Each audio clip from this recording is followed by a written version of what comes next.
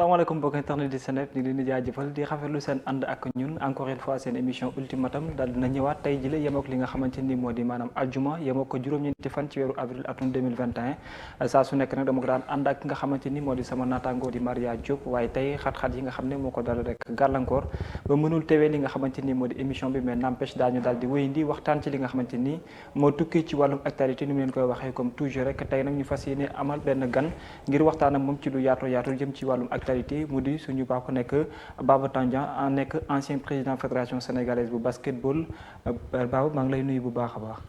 maa ngi leen di sant di leen nuyu di nuyu auditeur Seneweb ci Dakar ak bitim réew. voilà donc ñu am mbégte bu mag a mag ngir rek dalal ko fi nga xamante ni moo di seen émission ultimatum monsieur Tandian tey question bu njëkk bi may dal di doore laataa ñu yegg foofu xam naa masowala bu baax a baax sama tur ak turu Seneweb ndax su soxna bi nga xamante ni jotoon na fi génn ñu lay jébal suñu njaal bu baax a baax tey laaj bu njëkk bi nga xamante ni fa la ñuy daal di rek dugg mu wutee ci li nga xamante ni moo di wàllum actualité nekk na loo xamante ni lu métti la muy tiis bi nga xamante ni daal dina daw ci askanu Sénégal génn ko àdduna Samba Sall. waaw xam nga génnum àdduna Samba Fall dafa bett ñëpp. vraiment Samba Fall man xaw ma ko woon yàgg naa dégg turam nag. un magistrat hors pair. Un vrai professionnel. dama koy jël rek ci kaddu Guy Marius Sagna rek. suba mon petit frère Guy Marius Sagna parce que dama ko lire tey ci suba. mu ne ñetti yoon yëpp. Samba Fall moo koy yóbbu prison mais ñetti yëpp Samba Fall da koy woo di ko tooñ daane mon neveu et ainsi de suite donc ce qui veut dire que quelque part il y avait une cordialité entre eux mais cela n'empêchait pas Samba Fall de faire son travail et je pense que quelque part Guy Marius Sagna aujourd'hui en rendant un hommage à Samba Fall a compris que Samba Fall malgré l'amitié bi nga xamee ne amoon nañ ko parce que nit boo ko yàggee convoqué sa cabinet ba pare nga yàgg ko tëj forcément quelque part vous échangez des mots je suppose plus ou moins cordial Guy Marius Sagna tey bu demee bay rendre hommage à Samba Fall malgré tout ça Samba Sall Samba Sall malgré tous ces impairs qu'il a eu avec lui. Donc quelque part c'est la preuve que Guy Marius Sagna aussi bëri na def ay toj ay yëngal mais Samba Sall aussi reste magistrat ferme su ko waree baal da koy baal su ko waree libéré da koy libéré su ko waree tëj da koy tëj donc loolu daal laa am ci jàngatu hommage wu Guy Marius Sagna tey. tey aussi am benn ponk laataa ñu fay daal di génn ngir waxtaan ci wàllu actualité moo di génn ko àddunaam dafa am ab dossier boo xamante ni bu am solo la woon bu mu daloon a téye diggante mag Ousmane Sonko et ci loolu wax yu bëree bëri daal di jib ginnaaw bi nga xam ne daal dina génn àddunaam ban jàngat moom nga ci am. écoute man awma si jàngat parce que en fait xam nga moi je suis pas très politique damay éviter di glisser wu sur le terrain politique parce que c'est assez sensible.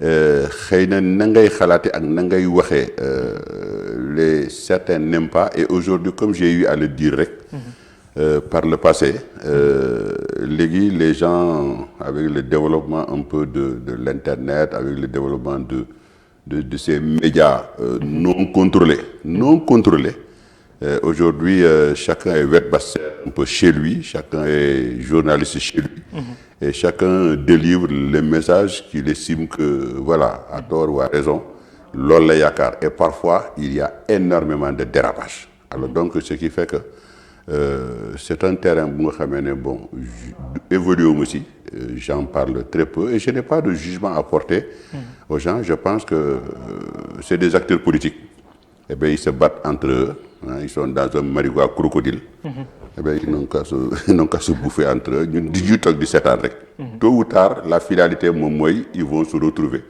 mais pour un bon devenir du Sénégal.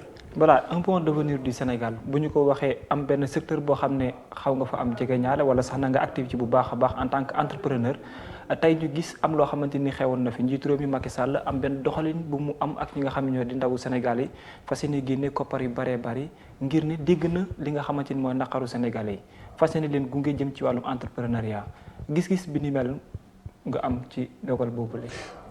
waaw xam nga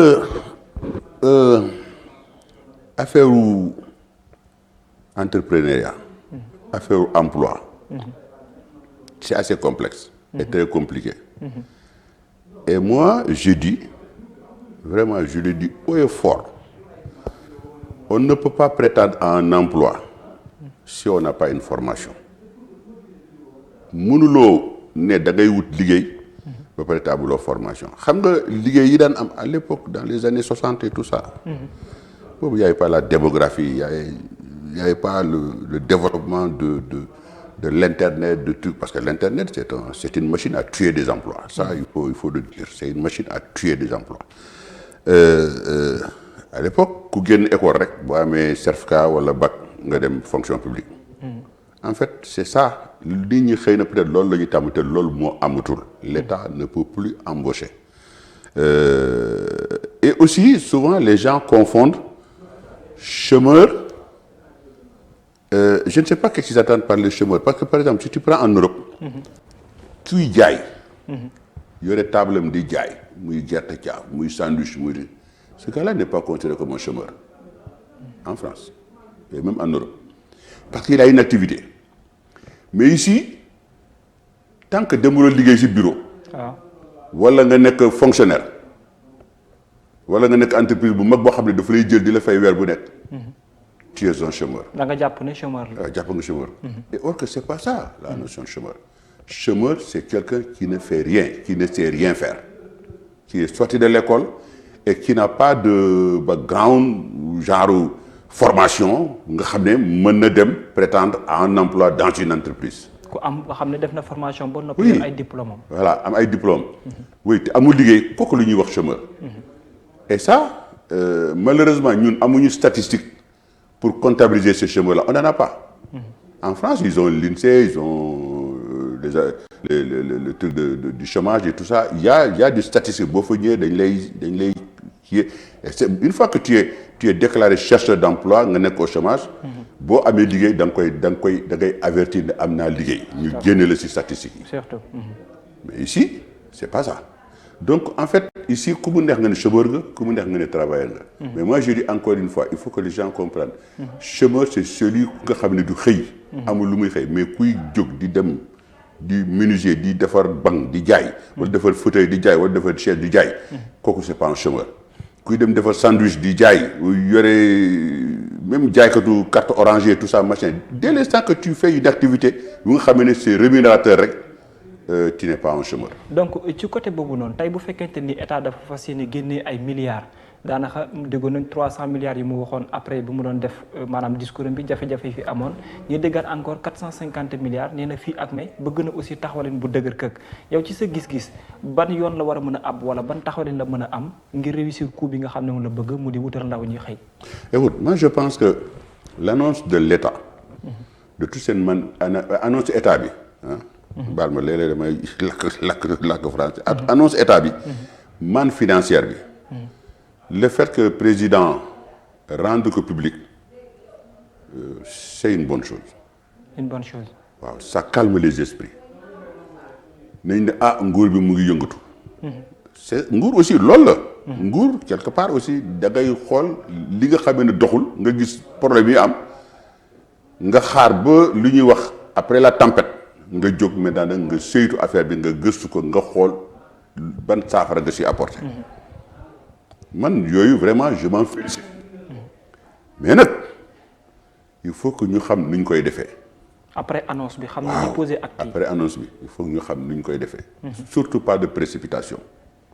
de vouloir bien faire li tubaab di wax. nga bëgg a defar lu baax ba pare nga bëgg ci précipitation. Alors c'est quoi la solution selon vous? La solution. Je pense que l'État dafa war a lëkkaloo avec les entreprises avec le patronat avec le club des investisseurs c'est des créateurs d'emplois.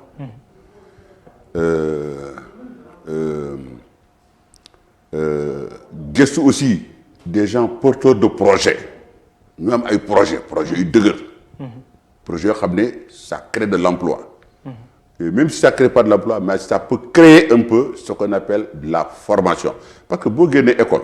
ñuy dem jàng am baccalauréat après ñu orienter leen si ay école privée yi tout ça machin pour faire de la formation là mais en fait bonne formation la ñuy def foofu mais formation il faut aller en entreprise soit nga dem jàng nu ñuy defaree oto nu ñuy réparer oto soit nga nu ñuy daggee bant comment aussi nu ñuy soudé nu ñuy kiyee nu ñuy imprimer nu ñuy kii en fait c'est ça ou bien nga ñëw sene fii nu ñuy yore caméra nu ñuy filmer ainsi de suite c'est ça la formation en entreprise en Europe loolu moo fa am bu ñu jàngee ba am un certain niveau je donne par exemple le cas moi j'ai ma fille qui est élève au lycée en France léegi damay jox exemple damay def suma doom bu jigéen elle est si France lay jàngee si benn lycée mais temps yële passé dama ko woo dem foofu di leen seeti mu ne maa ngi entreprise di def stage waaw maa ngi benn pâtisserie fu ñuy defaree ay mburu ay chocolat ay xam nga pâtisserie rek voilà ma dem fekk foofu muy conditionné ay pâtisserie ay chocolat di jaay duñ koy defaree xam naa ne dañ après nañ la woon ni ñuy defaree chocolat xam nga loolu bu demee ba si biir xëy na dina ko may goût mu nekk par exemple une pâtissière à partir de ce moment maintenant nag am na notion xam naka la ñuy defaree pâtisserie naka la ñuy defaree gâteau naka la ñuy defaree kii comme genre graine d'or yooyu. parce que fekk na jaar na ci pratique bi. voilà nga jaar ci pratique bi. et à partir de ce moment maintenant nag loolu la ñuy wax maintenant nag quelqu'un porteur de projet. donc am na projet xam na fu mu jëm xam na lu mu bëgg a def voilà l'état ñu mu war a gunge.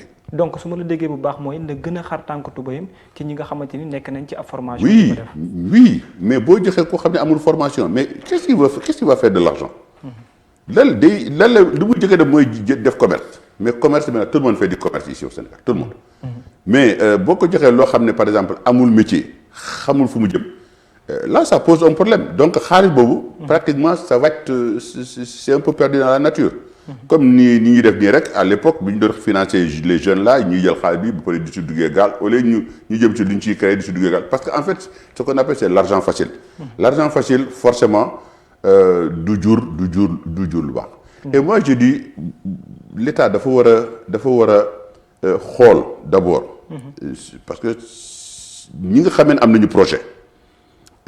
projet yooyu mu war na mën c'est des projets à la limite bancable su fekkee maintenant amuñu moyen pour ñu financer ko état bi jàppale leen. avec des conditions claires. teg ko ci ay conditions. voilà mais am na benn solution bu nga xam ne aussi état bi mën na ko def aussi avec les entreprises. c'est-à-dire que y a des entreprises qui sont là yi fi nekk. bëgg a créer ay entreprises. man li man. par exemple. si tout le temps sur loolu laay nekk perpétuellement di rénover di créer mais ñi mel ni man nag y en a au moins 100 ici à Dakar. au Sénégal. si patronat bi fii mais ñooñu ngay lënkalool parce que kooku buy créer entreprise am. day indi aussi participation ay moyens. c'est-à-dire que man su ma bëggee créer benn entreprise léegi ma indi les 50% état bi indi les 50% jàppale ma pour que l'entreprise aille très vite état bi am na noonu nu mu lay jàppale boo xam ne soxlu sax mu siy dugal xaalis parce que garantie état rek doy na sëkk. surtout. et là à partir de ce moment entreprise def et puis maintenant état boobu ne la nag maintenant nag lii mooy suma condition lii laa la assigné par rapport à la formation des jeunes dana ngay def. maintenant kooku buy jël xaalis état boobu wala muy jël ay moyens état bi ko état bi jagleel kooku il fera tout pour sauvegarder l'entreprise parce que si biir entreprise boobu. il a 50% de ses biens à l'intérieur. yoo xam ne moo ko moom. donc il n'a pas intérêt.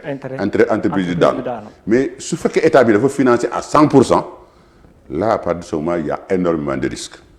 les risques je peux dire le ratio c'est de 10 à 90 10% de chance mu am yuy dox 90 yoo xam ne du dox. mais même ci côté boobu aussi bari na ñoo xam ne ay entrepreneur lañ comme ni nga ko waxee dañu yor seen entreprise mais dafa mel ni état yàgg na di maanaam basé wu wala di xool ci loolu génne xaalisam parfois di jàppale yenn entreprise yi mais li ñuy gis parfois day mel que ni maanaam bëgg-bëgg bi état di am parfois du nekk loo xam ne luy mucc ayib lay doon wutee loolu ak doxalinu entreprise bi une fois ñu financé ko. loolu aussi est-ce que nekkul liy réeral wala sax nag mu. waaw xam nga dafa am ay entreprises xam ne à fort taux de main d'œuvre.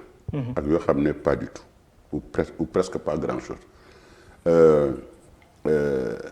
fekk état dafa bëgg a cibler ay jeunes yu mu war a former. parce que il s'agit pas aussi de créer entreprise et puis xale yi dugg foofu di liggéey comme ay manœuvres ñu leen di fay et puis ñu dem affaire duñ jàng dara là ça aussi quelque part aussi ce n'est pas bon il faut que état bi buy gunge promoteur. mais mu wax ak boobu ay conditions yu leer promoteur bi lu muy def xam nga par exemple y a des secteurs am na ay secteurs yoo xam ne. man xam na ay secteurs yi nga xam ne par exemple secteur bi ma nekk. am na noo koy développé boo ko développé mais mun nga jël 200 jeunes ci biir nga former leen ba pare nga embaucher leen ci ginnaaw. parce que la ngay def mais pratiquement yow rek yaa koy def fii mais bu fekkee da ngay nekk di toppandoo kii lu muy def à côté fekk mu ngi dox yow nga ñoo def la même chose keneen ñoo def la même chose yéen ñëpp yéen da ngeen di boucher li nga xamee ne. li doon dox ngeen yàqu ko. mais est-ce que loolu aussi du nekk benn problème maanaam ba bëgg a créer entreprise rek dugg ci secteur boo xam ne xamoo ko est-ce que du mooy vraie raison yooyu. ah bon non c'est-à-dire boo bëggee créer benn entreprise boo xam ne secteur bi xamul xam nga entreprise boo koy créer déjà da ngay xam loo bëgg a créer. da ngay xam loo bëgg a def dama leen di jox sama exemple rek man. bi ma doon basket France. di ñibbisi suma xaalis laa indaale yi ma dajaloon foofu pendant 15 ans. pendant 13 ans yëpp laa dajale 250 millions à peu près. mais amoon naa fixation lan laa waroon def. avant ngay yegg si. avant même may commencer dajale xaalis sax xamoon naa lan laa war a def. moom mooy imprimerie. parce que mooy suma métier loolu laa jàng. bi may ñibbi si Sénégal fii kii ma yóbbaale woon di ma indi mais dafa ma laaj bu ne ma mais booy yow da ngay dem vacances ma ne ko non non non damay ñibbi mu ne waaye je sais que da ngay ñibbi Dakar mais da ngay kañ ngay dellu si ma ne ko dootuma ñëw mu ne ma ah bon. mu ne ma lan ngay defi foofu ma ne ko imprimeur la damay dem ubbi imprimerie li ma la boo c'était en 1987 8.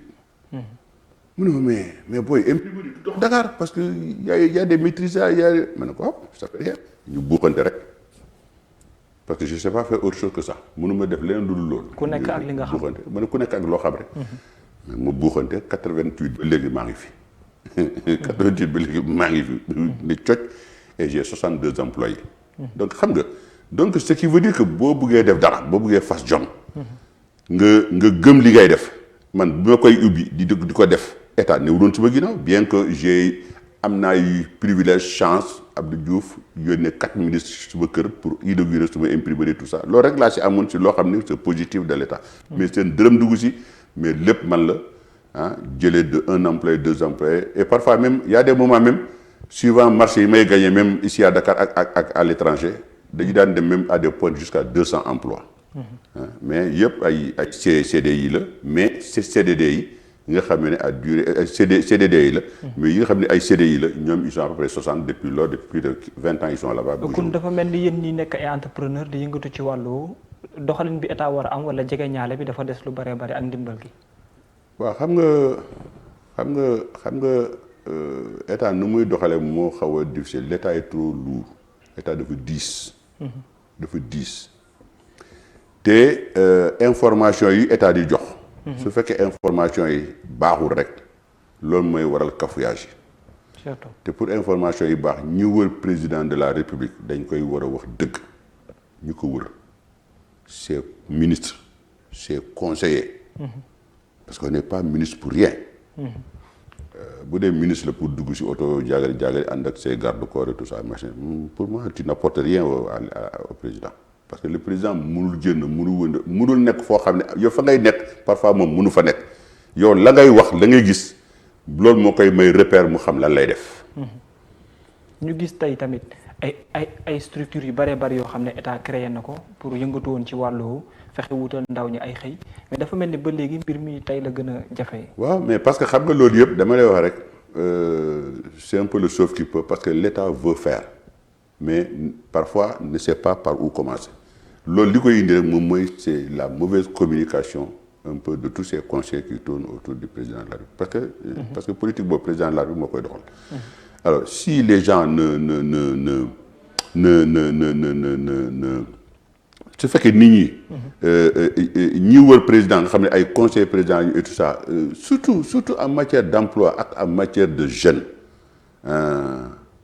war nañu mën a xelal président ne lii baax na lii baaxul surtout il s'agit et puis il faut nga am fit aussi nga mën a wax président lii baax na wala lii baaxul mais il en s'agit tant que pas nit boo xam ne de dem rek ba pare nga mel ni taalibe monsieur non président loolu la soxla conseil la bugg mu bugg a def dara nga ne ko président lii góobu mu dox mais lii dina dox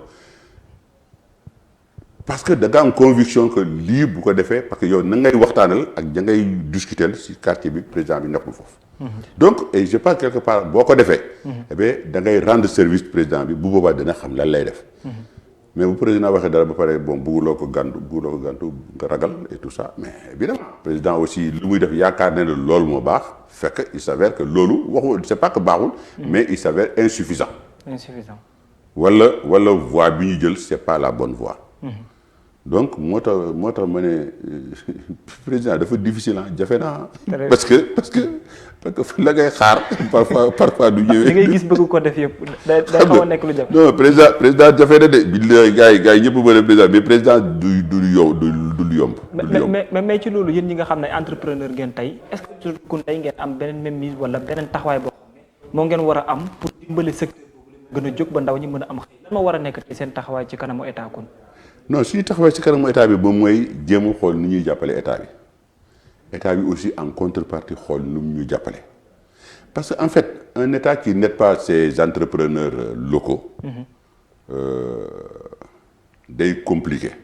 Surtout parce que en fait entrepreneurs locaux yi ñoom ñoo yore un peu la majeure partie des emplois. et puis état bi daf leen war a jàppale. c'est bien nga jàppale un peu les étrangers qui viennent et tout ça. mais d'abord nga commence d'abord si say locaux. parce que c'est ça le plus important. Et je pense que am na discussion booy am ak entreprise bi. wala entrepreneur bi. boo ko defee li tubaab di wax mettre devant ses responsabilités ne ko lii laa la mën a dimbalee. lii laa la mën a jàppale. mais suma condition lii la mais su ko mënee mu bind signé su ko mënul. mu waaf bu dem yoonam. état bi seeti keneen. mais gis nga loolu bu ñu ko defee je suis sûr et certain qu'ils vont trouver une solution mais gis nga affaire chômage booy yi ce n'est pas compliqué ce n'est pas difficile mais malheureusement peut-être que on s'en est pris un peu tard. un peu tard moment bi s'en est pris peut-être un peu tard. Pourquoi? Ou bien on s'en est pris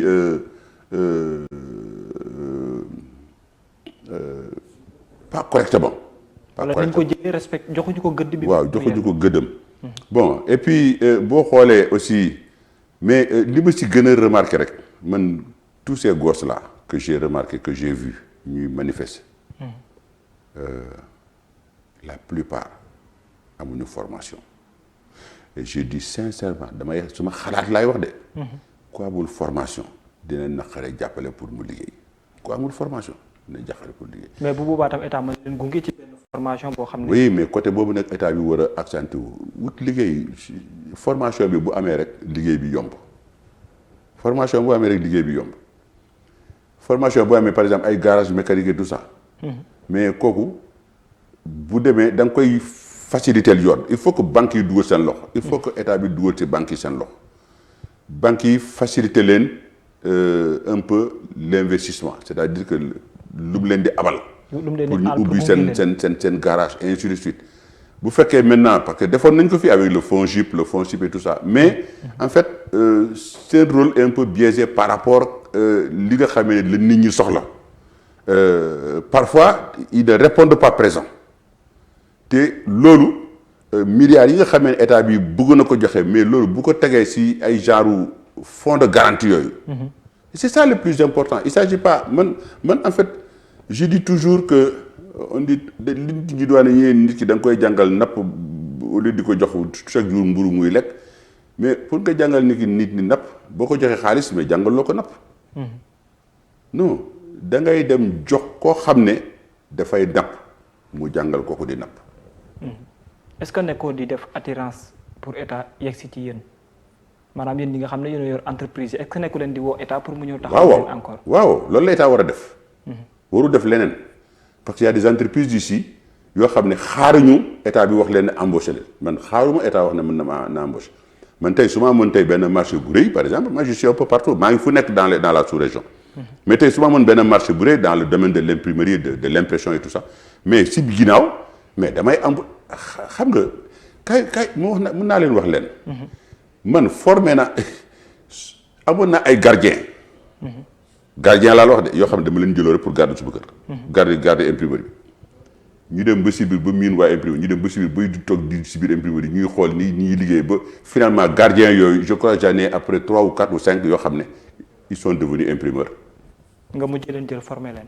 waaye dañ leen ñoom ñoo formé sax seen bopp. le fait que ñuy xool ni ñuy defee et tout ça ñu commencé dugg di commencé kii et tout ça en cachette et tout ba finalement ñu bàyyi leen si biir.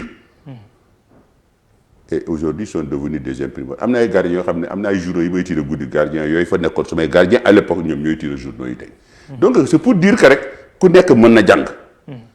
mais ñun nag ñun entreprise ñun xaaruñu état pour jàngal xale yi mais su fekkee maintenant nag état bëggoon nañu booster tegal ñu ay conditions yu leer muy ñun ay waa patronat bi ñi nga xamee ne c'est les vrais créateurs d'emploi. ñu gunge leen. Là je pense que solution bi mën na fa génn. ci sa gis-gis conditions yooyu lan la war a mën a doon pour yombalal leen ko. condition pour kat. pour yéen ngeen war a mu tegal leen ay conditions yi war a mën a tax ngeen dimbale. non état mooy teg condition. état mooy ñëw lebal la état mooy ñëw jox la état mooy ñëw faciliter la. à partir de ce moment état moo lay jox condition am nekk ne lii laa bëgg. ne yow par exemple li ma lay assigner moom mooy chaque année nga mën a génne par exemple. 100 apprentis yoo xam ne dañoo jàng métier. yéen capable ngeen def loolu j'espère. bien sûr. bien sûr suñu métier la loolu. donc te loolu dafa yomb dafa mel ni ngay jàng école rek ñu lay jàngal ABCD rek c'est la même chose. mais sauf lii du ABCD lii dañ lay jàngal nan ngay nappe ak nan ngay def par jumtukaay pour mën a liggéey suba. parce que mën a liggéey c'est aussi simple c'est il faut nga xam la ngay def lan la. mais su fekkee xamuloo ko. tu ne pourras pas travailler. kon état pour mu réussir xëyum ndaw ñi nga xam ne ci la fas yéene taxaw faaw mu jéem a bàyyi ginnaaw structure yi mu teg ñëw jubal si ñi nga xam ne mooy entrepreneur yi di yéen. non structure yi mu teg mën na leen teg mais ñu orienter leen à mieux être à mieux faire à mieux faire. Parce que da ngay ñëw pour dolli xaalis da ngay ñëw pour dolli ay moyens. mais c'est-à-dire que il faut surtout que état bi éviter mu nekk benn désillusion. te fekk nag état bi def na ci xaalis bu dul jeex day toog daal ne mais pourtant man def naa ci xaalis bu dul jeex mais pourquoi ça n'a pas marché loolu la ñu war a gëstu toog waxtaan ak chef d'entreprise yi président dafa war a waxtaan ak chef d'entreprise yi te bu mu xeeb kenn képp koo xam ne tu es un porteur de projet. nga ñëw sa projet lii laa soxla damay jox benn exemple rek. moi je peux faire un projet de 2 milliards. te projet boobu bu ma ko defee dina dox. mais état de dama lay jàppale. dama lay apporter benn garantie 2 milliards wala 3 milliards supplémentaires. xam nga état du perte parce que man suma 2 milliards mu ngi ci biir. dofuma. suma 2 milliards moom mooy doon suma garantie man parce que balaa ñuy yow après léegi yow structure ba ngay dem di lebi muy banque bi balaa muy boo amee benn défaillance bu ndaw. balaa muy attaquer état bi. les garanties d'état say garantie lay jëkk attaqué. parce que bu waaye yow tam bu perte amee da ngay. oui sa garantie lay jëkk attaqué loolu tax xam nga boo ko xamee tu feras très attention la ngay def. tu feras très attention la ngay wax tu feras très attention la ngay digaale ak état bi. donc loolu état bu ko defee rek day limiter dégâts yi. mais boo jëlee 2 milliards nga jox ko kenn wala 1 milliard wala 500 millions nga jox kenn. mu war a créer dara lu war a nekk 500 millions nga jox ko 500 millions en fait moom indiwul benn apport. mais xamal ne xaalis bi sànni nga sa xaalis. su boobaa da koy lekk mooy. waaye parce que bu boobaa il fera même pas d'effort sax pour lu muy def sax ndax dina dox wala du dox il fera même pas d'effort. voilà mais est-ce que yéen tamit rôle bi ngeen war a jouer pour gën a jege état ngeen mën a am jàppandal wala lëkkaloo boobu est-ce que yéen a ngi koy def carrément. oui mais xam nga ñun. état moo ñu war a woo ñun mënuñu daw si ginnaaw état. mais il faut tamit parfois ngeen wan ko ne ko. xam nga état à la fin c'est rien et c'est tout. état c'est tout, c'est toi, c'est moi, c'est tout le monde. état xamuloo lan la état c'est l'ensemble. état c'est toi, c'est moi, c'est le président, c'est le ministre, c'est le jaaykatu bay état c'est ça. en fait c'est ça le mais bi ñuy wax conglomérat bi loolu la c'est-à-dire que maintenant dafa am ñoo xam ne dañuy jiite. dafa am ñoo xam ne dañuy jiite ñiy jiite maintenant il faut ñu xam lan la ñu bugg. ñun mënuñu xam ñoom lan la ñu bugg ñoom en fait maintenant aujourd'hui ak événement yi am nii on a une idée un peu lan la ñu bugg. ce qui fait que ñun patronat bi nii on sonne la sonnette d'alarme un peu ne yaakaar nañu ne boo leen defee nii comme émission bi ñuy def nii tey. yaakaar na boo leen defee nii dina dox. man de yaakaar naa si man bu ñuy defee si sama xalaat man. porteur de projet yi. ñu jàppale leen nga xam ne kii porte projet am na as tuut garantie muy këram wala muy bien indi na ko teg ko si table yi nga accompagner ko parce que toujours loolu. bu mu jaar si entre nit ak kii mais il faut que mu jaar par le biais d'une institution financière moom mooy banque. surtout. mais que bu jaaree si banque. les banques c'est pas des enfants de cœur amuñu benn état d'âme. waaw boo doxalee ñu gunge la. boo seqee ñu taxaw seetaan la boo defee ñu exécuter la. te banque bu lay exécuter c'est lu muy jëkk exécuter d'abord ses propres biens yi nga xam ne moom nga dugaloon en première garantie. après maintenant nag bu matul maintenant nag ñu xool maintenant nag ki ko avalisé c'est-à-dire que ki ko abal xaalis. pour avoir des garanties supplémentaires parce que en fait c'est comme ça. léegi maintenant nag yow bu la wóoree ne kamay lebal am na garantie am na projet te projet boobu yaakaar nañ ne dina dox mën na indi même bu indiwul emploi yu bari mais mën na indi un peu de la formation à la base. parce que en fait c'est ça le problème gauche il faut que ñu am une formation parce que ku amul formation mënu liggéey si entreprise moom mooy liggéey genre liggéey bara ñi ni gàddu ay kees teg fële wala gàddu ay bant teg fële wala taxaw di surveiller si bunt en fait genre liggéey yooyu nga mën a def mais si tu veux vraiment un emploi professionnel nga xam ne da ngay liggéey am une qualification professionnelle mais loolu ça commence par la formation. en entreprise nag surtout en entreprise parce que mënoo former nit école ba pare du def pratique. surtout waay il faut muy def pratique. pour miin li nga xam ne moom pour miin xaw machine yi muy liggéey pour mu xam lan la. ci benn ponk aussi ñu gis état bu Sénégal bien vrai Macky Sall loolu yitteel na ko mais à chaque fois mu revenir ci benn ponk mel ni koo xamante ni dafay xaw a ŋàññi wala ñaawlu yenn conscience yi nga xamante ni ndaw ñi am nañu ko loolu aussi est-ce que nekkul pour xamal carrément que ni wutal leen dina am mais dina jafe lool. c'est-à-dire. maanaam conscience su ndaw ñi dafa jàpp ne dafa des lu bare bari faaw ñu gën a xool seen doxalin ci société bi. ku xalaat loolu. maanaam à chaque fois dañuy gis Macky Sall muy wax conscience. parce que yow loolu nga constaté. non man question laay posé. ah non man bu ma posé question boobu ko Macky Sall nga koy posé. non est-ce que gisoo carrément que yow doxalinu ndaw ñi société bi am na lu ñu ci war a mën a corriger. waaw xam nga doxalinu ndaw yi léegi nga mën a corriger même sa biir kër. même sa biir kër di nga gis ñoo xam ne ñoo tane di nga sa doom yi. kii moo tane kii moo tane kii. kii moo dax jàng kii moo gën a faible kii. mais yooyu nag maintenant nag au niveau kër c'est microscopique. lu tuuti la donc kooku mën ko gérer mais xam nga l'état maintenant nag c'est beaucoup plus compliqué. moo tax ma ne la ñi jege président ñi jege ses conseillers les ministres et tout ça ñoom ñoo war a porter la bonne parole c'est-à-dire que li xew seen dëkk li xew seen quartier li xew seen gox di joxe les bonnes informations. waaw ñoom ñooy la et je dis malheureusement du la man je connais des ministres yoo xam ne kenn mu leen jege je connais des ministres yoo xam ne kenn mu leen jege des ministres ay maires kenn mu leen jege boo leen gisee ils ont ay 4-5 garde-corps mais kooku nan nga mën a xalaat kooku mën na apporter solution jël li xew dans son quartier ou dans son bled et tout ça pour mën na ne président yaakaar naa li boo ko defee bu ñu ko defee fii dina baax même de façon sectorielle. mais xam nga loolu tant que loolu éclaté wuñu loolu dindi loolu. démystifier loolu. ça posera toujours le problème je ne vois pas pourquoi protéger un ministre avec 4 ou 5 gardes-corps? Le ministre n'intéresse personne. intéressé wul kenn. xëy na lii rek peut-être rek bu ma kenn tànqal bu ma kenn jege bu ma kenn laaj bu ma kenn ñaan xëy na peut-être loolu la garde-corps yi loolu lay jëriñ. mais un garde-corps en général c'est des institutions, c'est le président, le premier ministre, le président de l'Assemblée. parce que c'est normal parce que seen fonction moo tax mais ay ministres yooyu mais je vois pas. alors ce qui fait que. ñooñu nga xam ne ñoo war a. apporter le message. li xew seen gox li xew seen quartier lu ñuy dégg parce que ñoom ñu sànq mais bu fekkee ne ils ne le font pas dañuy daw population bi kenn mënu leen jege kenn mënu leen gis en fait finalement. mais ñu gis ñoo xam ne daanaka seen liggéey wala lu ci bari ci li ñuy activé wu loolu la mu di des activistes comme ku ci mel ni tey Guy Marius Sagna ak doxalin yi nga xam ne dañ koy faral di amal mais à chaque fois on voit c'est comme si que monsieur Tandian. maanaam daal ab dóorante rek lay def ak ñooñu da nga am problème ak Guy Marius Sagna wala activiste. non man awma problème ak Guy Marius Sagna nu doxilam laa d'accord et am naa ci droit. lan moo tax.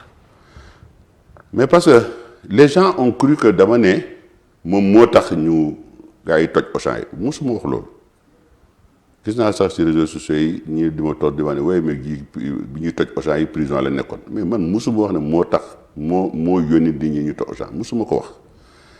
je pense que Guy Marius Sagna je crois que am na xel au point que loolu du ko cautionner. je le crois. mais quand on vous entend nga ne. mais Guy Marius Sagna. waaw Auchan dégage. waaw mais Auchan dégage boobu nag loolu nag xam nga de fait il a créé de la publicité. moom ak xaritam yi du moom rek ak waa UNACOIS ak ñoom ñëpp dama leen di joxañ ils ont tellement fait de la publicité sur Auchan que Auchan est devenu presque sur nopp nit ñi. kon yow da nga jàpp ne le contraire lañ créé ci li ñuy def. oui mais le contraire lañ créé parce que en fait li ma leer ba leer gis nga xaritu Guy Marius Sagna ñoom ñëpp. jëlee ko Sonko ba ci suuf. amul kenn koo xam ne. je suis sûr et certain. mënuñu d'accord si lu muy wax ay France dégage parce que ku fi mënta ñëw fii tu seras obligé de composer avec la France ku fi mënta ñëw ku fi mënta nekk fii kilifa ci biir dëkk bi fii tu seras obligé de composer. kon da nga bëgg wax ne ñoom li ñuy wax ak li ñu gëm du benn. da nga bëgg wax kon li ñu gëm ak li ñuy doxalee du benn kon. waaye non moom lu mu gëm moom. mais xaritam yi yaakaaruma ñu gëm loolu. lu tax man mais parce que en fait xam nga. tous les pays au monde s'accompagnent d'un grand pays comme la France, comme la Chine, aujourd'hui la Turquie. Les grandes puissances par excellence ñoom ñëpp am na dëkk buy féete comme par exemple si tu prends la Belgique avec des Congo, la France avec les pays francophones et ainsi de suite. te li indi loolu c'est parce que tout simplement dafa amoon soo gisee aujourd'hui ñu lëkkaloo ak France parce que dafa amoon fii benn période de colonisation. et c'est là où peut-être Guy Marius Sagna fait une erreur colonisation jaay doole la. France jaay nañu doole. moom dafa gis ne ba léegi loolu mooy. waaye defal ndànk c'est pas la même chose je suis pas d'accord avec lui encore. je dis man suma xalaat laay wax de. te suma xalaat man li ma wax kenn mënu mu si génne. je suis pas d'accord avec lui. il y a eu la colonisation le Sénégal et ses dirigeants de l'époque. Lamine Gueye, Senghor, Mamadou Dia se sont battus pour sortir de cette colonisation là. Mbaye Jacques Diop se sont manifestés pour sortir de cette colonisation. génn nañ ci. ndax ñu suñu indépendance. comme les Américains ont eu leur indépendance la guerre de sécession comme les Français et ainsi de suite amul presque dëkku àdduna gi yëpp ñoom ñëpp ont connu une période d'occupation et une période d'indépendance. waaw mais Guy Marius Sagna loolu histoire boobu mënu ko effacer bu taxawee fii wax fii moom kenn si statut Wakaam bi fii seen ginnaaw fii moom kenn foofu yuuxu foofu yëpp mënul effacer loolu. mais est-ce que gisul dañu am passé de colonisation. Aujourd'hui nous traitons égal à égal avec la France. c'est que France tey aujourd'hui mënul ñëw comme temps colonisation mooy décider lu ko neex. nu muy génne alal bi fii nu muy génne fii mbéy mi gerte bi à l'époque et ainsi de suite mais aujourd'hui ce n'est plus le cas. tey rokkuma la daf ñuy jaay ñu jënd mu propose ñu def mu dimbali ñu jàppale ñu ainsi de suite parce que c'est comme ça que ça se passe moo tax ma ne la. Guy Marius Sagna il faut mu xam ñi nga xamee ne sax dafa nekk ak ñoom gëmuma ñooñu cautionné lu muy wax ay France dégage d'abord man tur loolu man moo boobu moo ma gêné man France dégage boobu dégage lu moo dégage moo ma gêné. Pourquoi? Parce qu'en fait c'est dafa rafetul daal c'est-à-dire que c'est pas notre culture ñun dañu am beneen culture bu dul. ay saaga xaste wala en fait man personnellement dafa ma gêné man ça me gêne. mais est-ce que ñoom gisuñu comme ci wàllum lëkkaloo dañoo gis ne maanaam France wala yeneen réew yi liñ ci am dafa ëpp doole loolu ci Sénégal. waaye jox naa fi benn exemple nee naa la soit nga lëkkaloo ak France. mu jàppale la nga développé wu nga dem mais Sénégal te ne dëkk yu bari. dëkk yu dul jeex Sénégal te leen. mais soit nga lëkkaloo ak beneen grande puissance mais grande puissance ñu ngi fii ils sont à l'affût les Chinois sont à l'affût les Turcs sont à l'affût et te ñooñu c'est pas des enfants de cœur bu leen nax seen bopp. mais est-ce que gënuñu. est-ce que ñoom gisuñu ne ñooñu ñoo gën. parce que s'il croit ça n'engage que lui. waaw loolu su ko yaakaaree ça n'engage que lui. mais yow sa gis-gisu bopp. man suma réponse c'est pas important. mais moi je dis parce que man nekkuma fi di yuuxu diw na génn wala diw na toog. damay jël benn repère rek. xam nga Sékou Touré defoon na ko fi. en 1960. gis naa sax ñu may tontu benn bataaxal di ma expliquer oui français lu ñu def ils ont voulu multiplier la monnaie guinéenne et tout ça pour couler l'économie et tout ça machin yooyu yëpp xam naa ko parce que yooyu yëpp du ma ci woon dugg ci biir bataaxal bi di ko bind parce que ça va être trop long et finalement j'aurais l'impression de parler de la Guinée et or que moi je parlais un peu de Guy Marius Sagna. Et je le dis j'ai pas de problème avec Guy Marius Sagna c'est tout simplement d'accord ma si nu muy waxee nu muy doxalee bon c'est mon droit le plus absolu c'est la démocratie ku nekk aussi am nga sa gis-gis mais Sékou Touré. Quand il a dégagé les Français parce que c'est un nationaliste là. Surtout nationaliste là comme genre Guy Marius Sagna nationaliste pur et dur. Et plus dur même. Et même plus dur. Mais quand il a renvoyé les Français bon les Français n'étaient pas contents ils sont partis.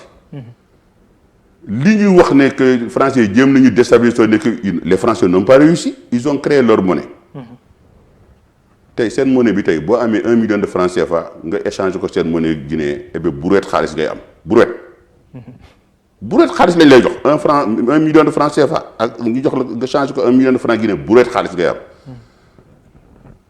mais inflation bi nekk foofu dafa jégg dayoo. Et quand Sékou Touré a renvoyé les Français.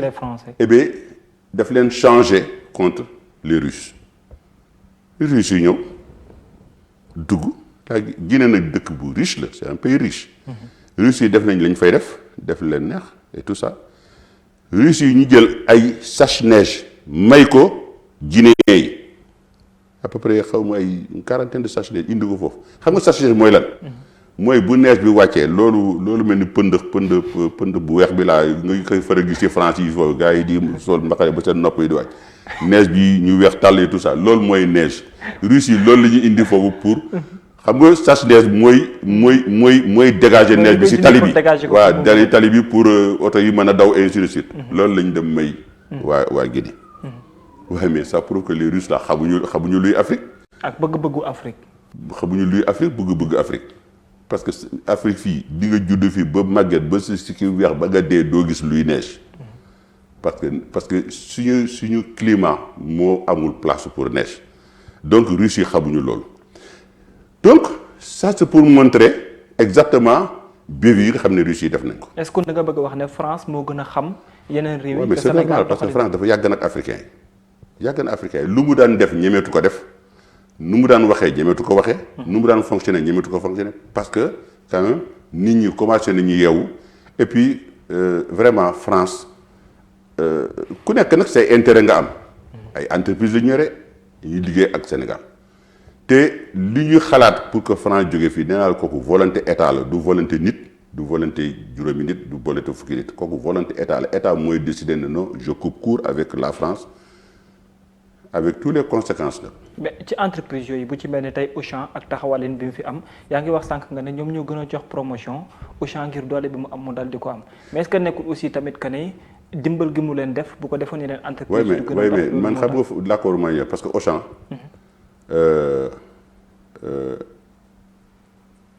entreprise française la certes parce que France ay français ko moom mais Auchan du France moo ko moom ay privé ñoo ko moom ñaari sœurs frères lañu les frères Muliez ñaar lañu ñoom ñoo créé Auchan il y a les années 40 il y a 40 ans lu ndaw la woon sur la banlieue lilloise mu nekk aujourd'hui benn genre multinational Auchan ils sont partout dans le monde partout en Chine à Budapest en Hongrie fu nekk ils sont partout léegi Auchan benn Auchan bi nekk Lire rek benn boobu rek chiffre d'affaires am c'est 2 fois et demi chiffre d'affaires Auchan yi nekk Sénégal gi benn boobu rek te Auchan boobu ñoom le groupe là am nañ ci plus de 150 ou 200 ou 150 ou 200 donc c'est pour dire que le fait que ñoo installé Sénégal bon je pense que c'est un kii la rek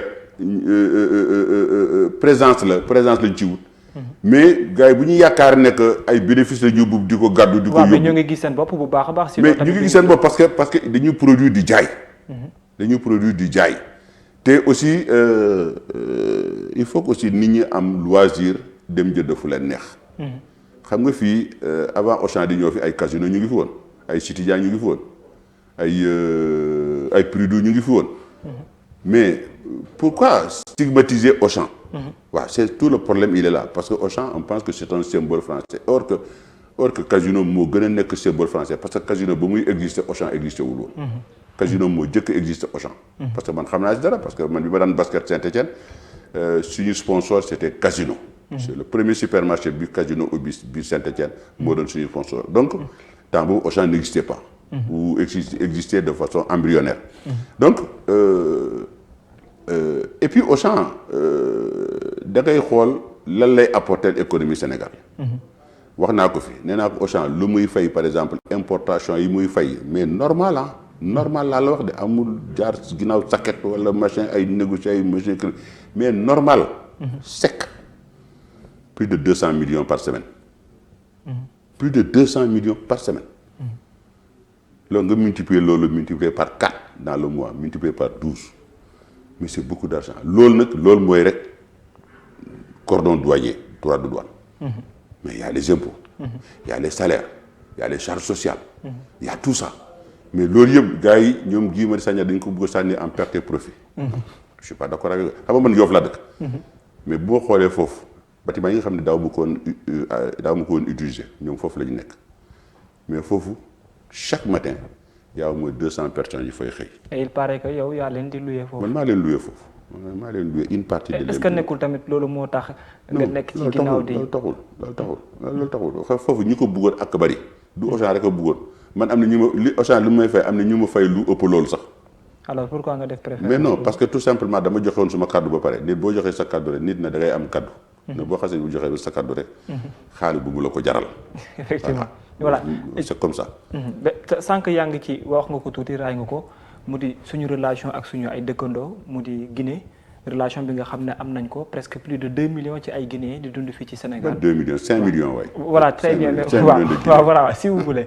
voilà tey ñu gis tey mu mel ni dafa am benn jafe-jafe bu am suñu diggante suñu ñaari njiitu réew yi mu di Alpha Condé. moo tax ma ne Macky Sall am na soxla non seulement il est obligé de trouver du travail pour ces 16 millions de Sénégalais mais 5 millions de Guinéens bu si ñëwee ajouté c'est un autre problème. Alors quand Alpha Condé se réveille comme ça subitement sans raison mel ni ku fel mat ne oui c'est à cause de Macky Sall il tente de déstabiliser la Guinée. yàlla def Macky Sall tontuwu ko je crois que Macky Sall a autre chose à faire tal na leneen que plutôt di tontu Alpha Condé parce que on sait que Alpha Condé provocateur la mënul toog un mois te provoqué wul benn président de la sous-région parce que il est coutumier des faits. kon na nga jàpp ne li muy wax c'est pas fondé. waaye waxuma la c'est pas fondé mais dafa taxawul sax. amul bopp amul genn. xam nga d'abord ana intérêt Macky Sall de déstabiliser la Guinée lan moo fa am parce que moom ci li mu jàpp mooy que ni Alpha Cellou Dalein Diallo adversaire am dafa jege lool Sénégalais te ñu bari ci Sénégalais yi jàppale woon ko pour mu gagné ko moo taxoon. waaw lu si yoonu Macky Sall loolu moom Alpha Condé boobu moom bii ko Lassana Conté di ko sonal. mais Sénégal moo doon base arrière am. Sénégal moo doon base arrière parce que man xam naa si dara. ñoom bu ñu ko jàppee tëj ko kaso foofu ñu koy jugé foofu ñun ñëpp ñu ngi woon Conakry man Ousmane Diallo Boukounta Diallo Ousmane Ngom pardon Boukounta Diallo. Olivier Sur l'avocat français. Maître Yacoub l'avocat mauritanien. Maître Dialé Kane Sénégal.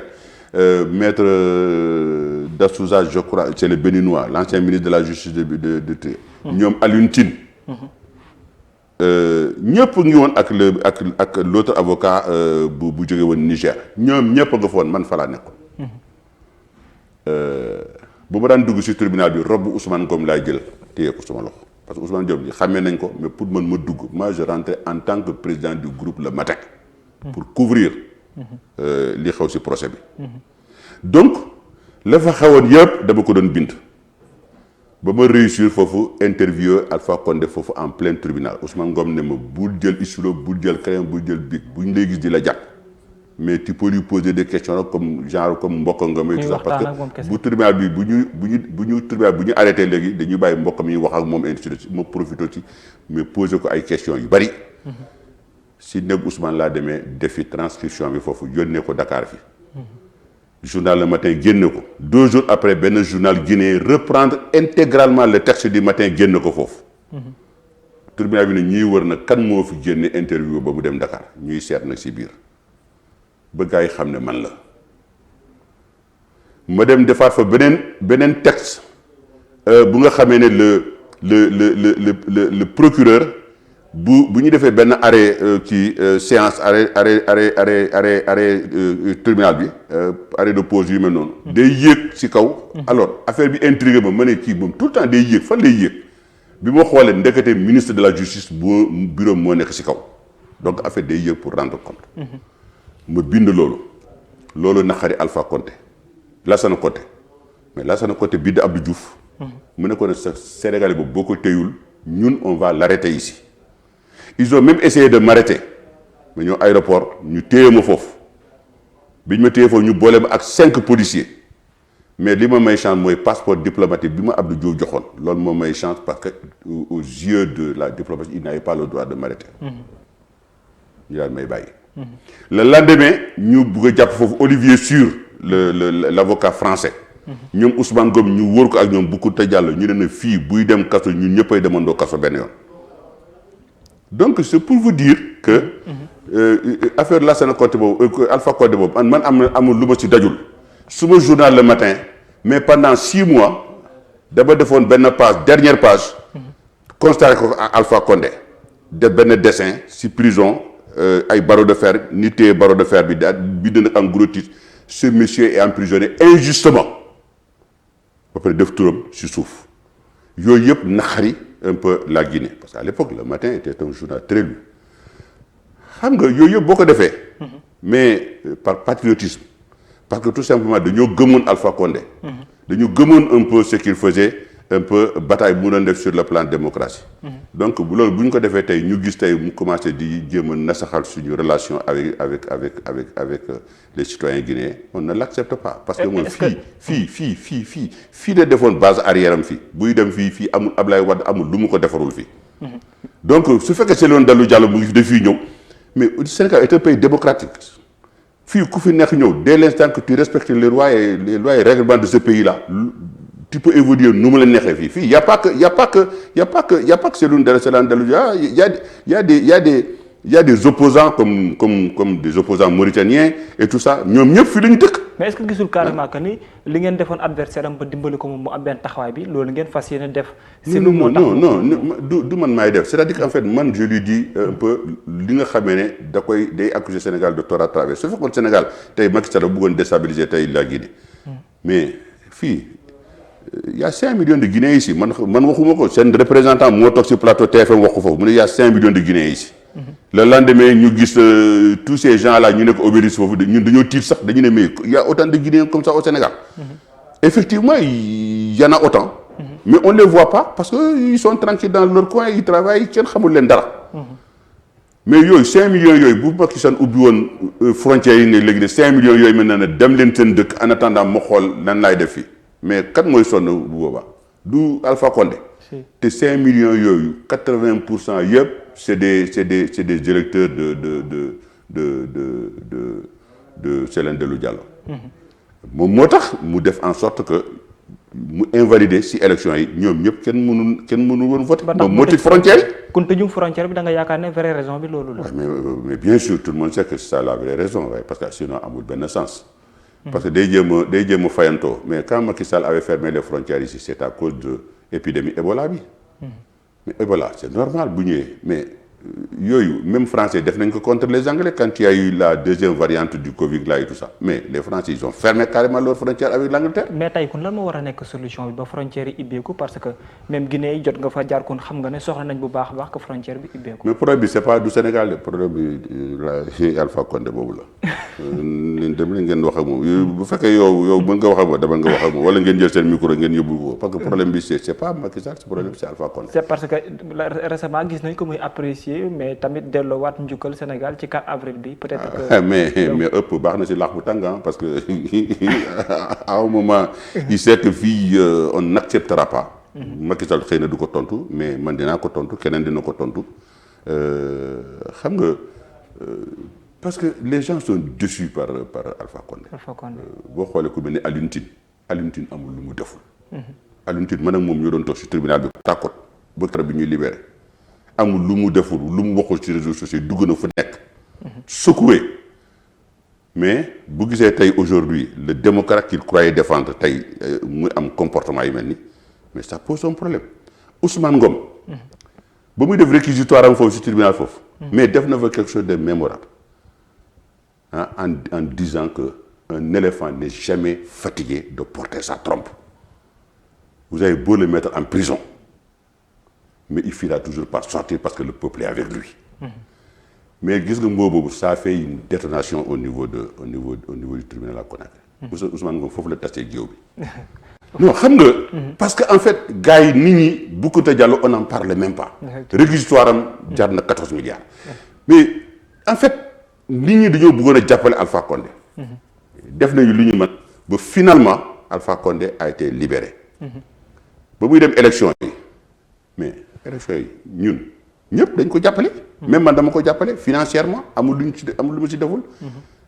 donc je crois que c'est à juste titre ma mën a wax un peu sur Alpha Condé parce que dama ko xam par cœur. Alpha Condé boo ko dee Baba Tandian xam na kat mooy Baba Tandian parce que xam na exactement à un moment dans sa vie fan laa ko féete woon. France bi mu wax ne d'ici ay quelques années dina ñëw bu baax a baax à part Nigéria l'Afrique de l'Ouest Guinée moo ciy topp yaakaar nga ne mën na réussir loolu. ci wàllum émergence c'est-à-dire. ci wàllum émergence. oui. nee na at yi di ñëw du yàgg dara Nigéria à part Nigéria. ku wax loolu. moom ci boppam. est-ce que yaakaar nga mën na réussir day wax lu ko neex moom ça fait 10 ans mu ngi fii mais mënoon na décoller ak Guinée boo fa demee rien n'a changé là-bas. dara. je le dis haut et fort rien n'a changé là-bas dara. ici au Sénégal ça change ça bouge. on voit des réalisations on voit des choses qui avancent mais Guinée dara mooy yëngatuwul.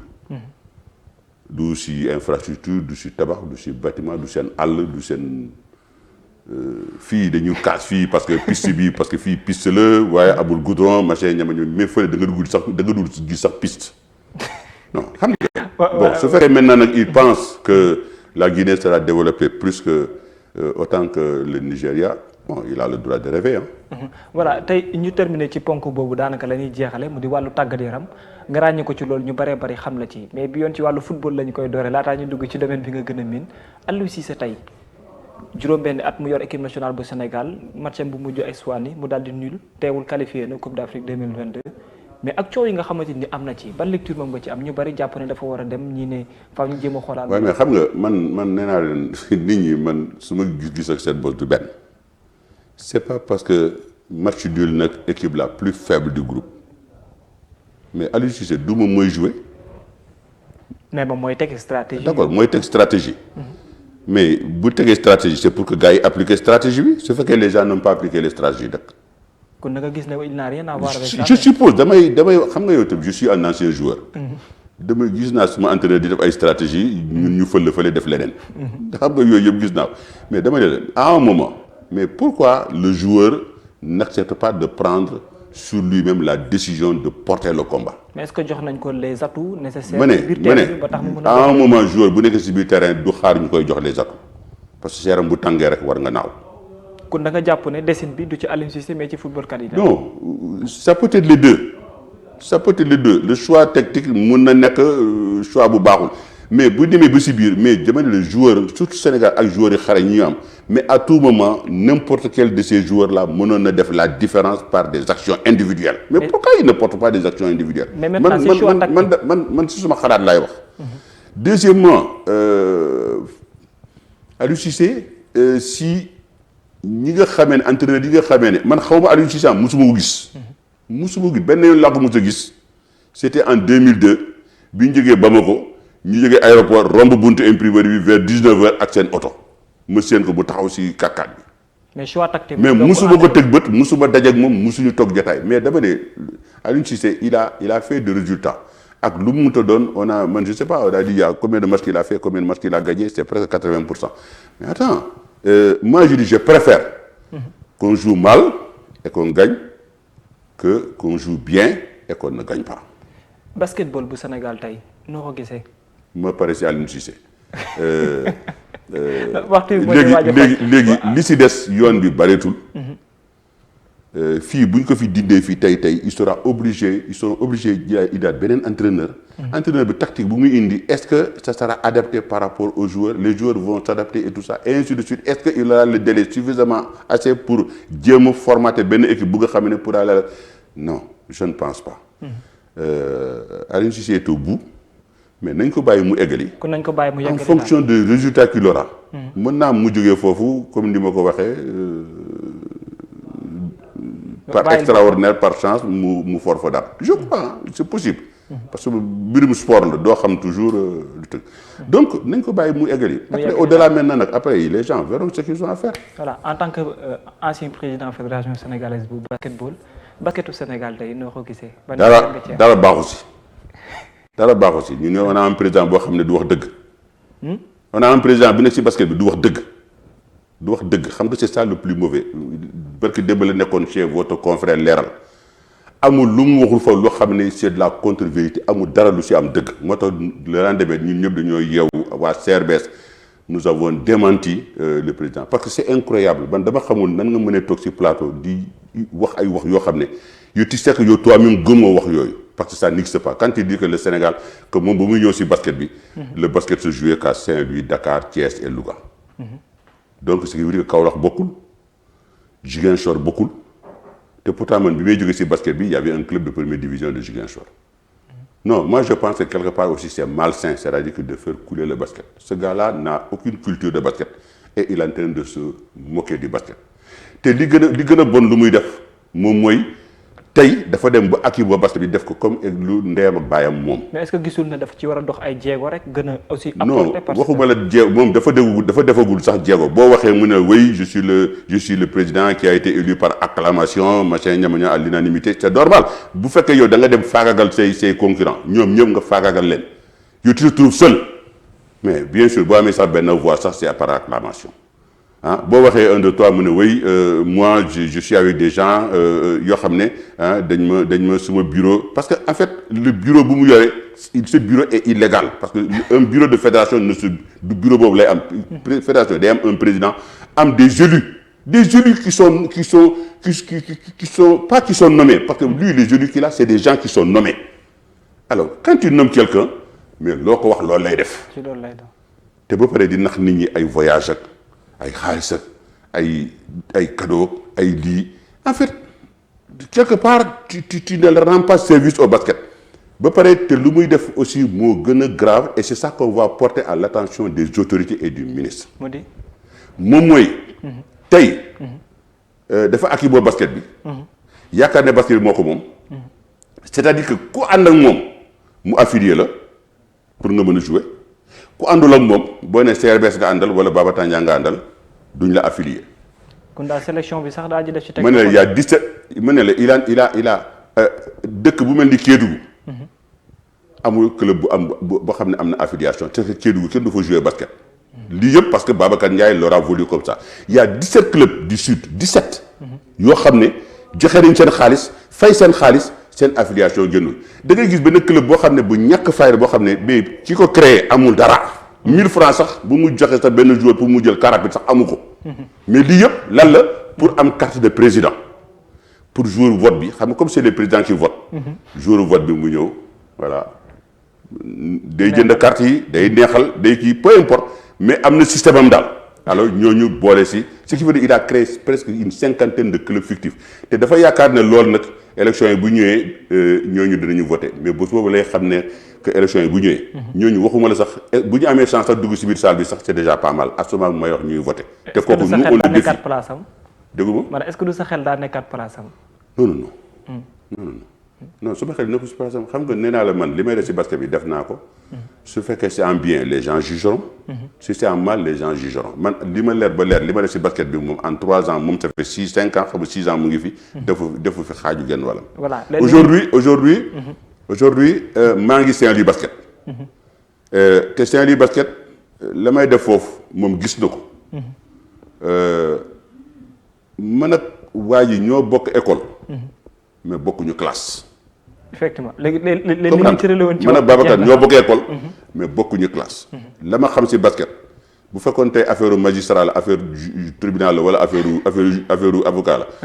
mais buñ ma fa wooy sax damay daw du ma fa sax taxaw parce que la ma xam moom lu mu xam man xaw ma xaaju gellam. xaaju genn wàllam. mais basket la ma si xam. xamul sax daggatu genn wàllam. genn wàllam voilà léegi li ñuy cërli woon ci waxtu jeex ma bàyyi rek nga tàggatoo ak mbokk internet yi. waaw maa ngi leen di remercier si invitation bi.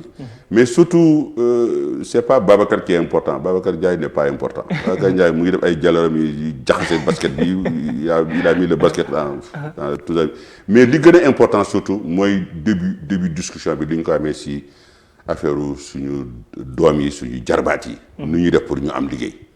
vraiment may féliciter vraiment état bi le bouquet laa la wax de mais vraiment bouquet la def. teg alal bu takku ci taabal ji kii fas yéeneen def lu baax. maintenant nag dama leen di wax bu ñu juum il faut que ñu am nu ñu koy defee. le patronat est là les chefs d'entreprise sont là le club des investisseurs est là. ñooñu la ñu woo. ak des porteurs de projets parce que des gens qui portent des projets bari nañu. nga xam ne am nañu seen garantie ñu gunge leen te ku am garantie maintenant dugg nga gunge ko. nga jàppale ko mu indi 50 nga indi 50 mais kooku il fera tout pour ne pas échouer. parce que bu échouer rek 50 am mooy jëkk a dem avant 50 état bi di dem. donc loolu bu ñu ko defee. ils ne feront pas d'erreur mais jël xaalis par exemple jox ko ñi nga xamee ne amuñu expérience su liggéey. amuñu formation amuñu dara kooku bu ko joxee xaalis il va vouloir peut-être bien faire il va vouloir faire quelque chose mais forcément dina def échec parce que du xam fan la jëm. effectivement voilà donc ñi mbokk internet Seneweb ñu ngi ni jeexal nañu li nga xamante ni moo di seen émission Ultimatum bu nekk dernier numéro ci li nga xam ne moo di semaine bi ñu amoon comme invité ancien président fédération sénégalaise de basketball mu di Bawo Tandian ñu jaajëfal ko bu baax a baax di jaajëfal yéen mbokk internet Seneweb bi nga xam ne yéen a ngi ñu doon teewlu ñu leen jox tig daje incha allah ba lundi.